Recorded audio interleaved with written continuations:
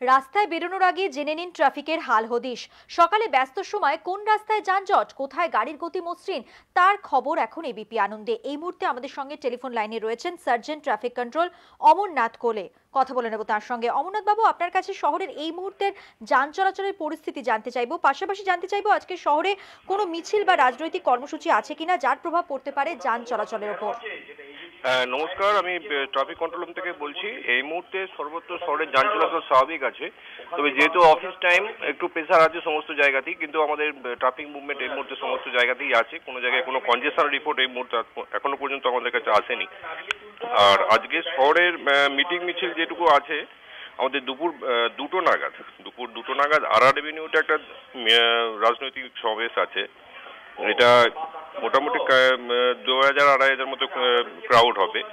এছাড়া আছে দুপুর তিনটে নাগাদ একটা ক্যাম্পেইন আছে। ওটা ছোটখাটো ওটা 700-800 মতো আছে। ওটা পার্ক সার্কাস ময়দান থেকে আসবে, মজাতি সদন, সুরাবর্দী এভিনিউ, সিআইটি, মৌলালি, এই সমস্ত জায়গাতেই আসবে। তো এই সময়টা যদি অ্যাভয়েড করা যায় ওই সমস্ত রাস্তা, তবে আমাদের সমস্ত অ্যারেঞ্জমেন্ট আমাদের রেডি আছে। আশা করি এই সময় কোনো কনজেশন হওয়ার কথা নয়। নমস্কার।